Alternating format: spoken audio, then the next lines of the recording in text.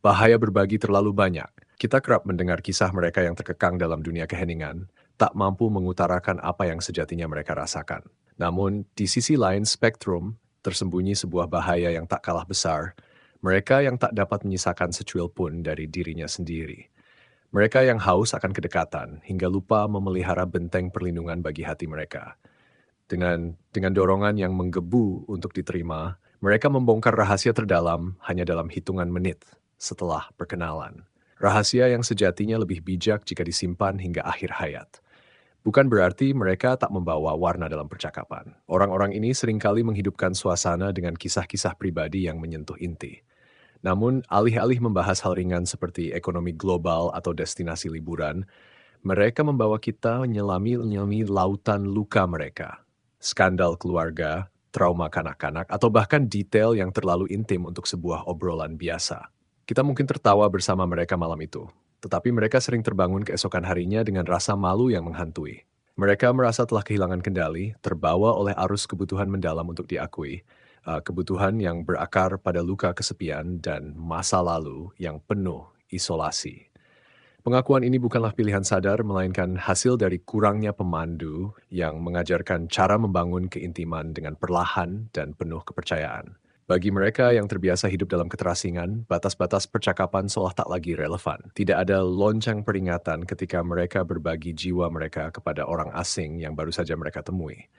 Mereka terbuai janji manis kebersamaan meski itu berisiko mengguncang ketenangan mereka. Namun, seiring waktu, mungkin kita bisa belajar berdamai dengan kerahasiaan. Menjaga diri menjadi sebuah seni yang layak dipelajari. Sebuah keahlian untuk memilih dengan hati-hati siapa yang layak menerima cerita terdalam kita. Kita akan memahami bahwa kebijaksanaan terletak pada kemampuan untuk menahan diri, memberikan keintiman dalam porsi yang cukup, bukan meluap tanpa arah. Dalam proses ini, kita akan menemukan bahwa tak ada yang salah dengan percakapan sederhana yang terasa biasa. Terkadang, berbicara tentang akhir pekan atau sarung tangan favorit sudah lebih dari cukup. Kita bisa menghindari pertanyaan yang mengganggu dan tetap menjaga jarak yang sehat. Keindahan sebenarnya ada di dalam.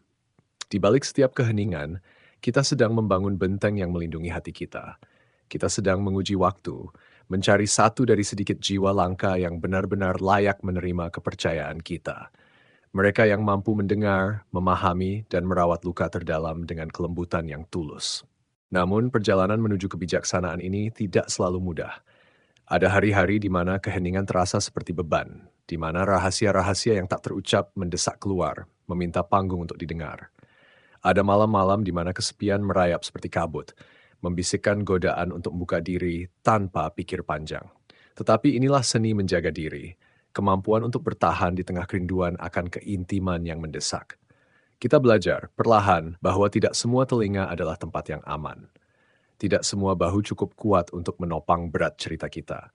Kita memilih untuk memberikan diri kita sendiri ruang untuk bernapas, untuk merenung, untuk memastikan bahwa apa yang kita bagikan benar-benar layak dibagi. Dan mungkin di suatu titik, kita akan menemukan bahwa tidak semua keintiman harus dibangun dalam kata-kata. Ada bahasa sunyi, sebuah komunikasi tanpa suara yang hanya bisa dipahami oleh hati-hati yang tulus.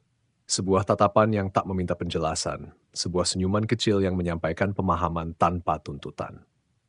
Kita mulai memahami bahwa bukan jumlah rahasia yang dibagikan yang menentukan kedekatan, melainkan kualitas hubungan yang kita jalin. Sebuah hubungan yang terbangun tidak dalam kilat, tetapi dalam proses panjang yang penuh kesabaran, seperti pohon yang tumbuh perlahan, namun kokoh mengakar. Di sinilah letak keindahan menjaga diri. Ini bukan tentang mengurung diri atau menutup pintu hati, melainkan tentang memilih dengan bijak siapa yang diizinkan untuk masuk. Bukan tentang menolak cinta, tetapi tentang memeliharanya dengan hati-hati, membiarkannya tumbuh di tempat yang aman, tanpa tergesa-gesa, tanpa paksaan. Pada akhirnya kita belajar bahwa ada keajaiban dalam menyisakan sebagian diri kita untuk diri sendiri. Dalam ruang kecil yang tidak tersentuh oleh siapapun, kita menemukan kekuatan, ketenangan, dan rasa utuh yang tidak dapat diganggu oleh dunia luar. Dan ketika saat itu tiba, ketika kita akhirnya menemukan seseorang yang benar-benar layak menerima bagian terdalam dari jiwa kita tahu bahwa kita tidak memberi dengan tergesa-gesa. Kita memberi dengan sepenuh hati, dengan kepercayaan yang telah tumbuh melalui waktu, dan dengan cinta yang tidak lagi terburu-buru mencari pelipur, tetapi siap untuk berbagi keindahan yang sebenarnya.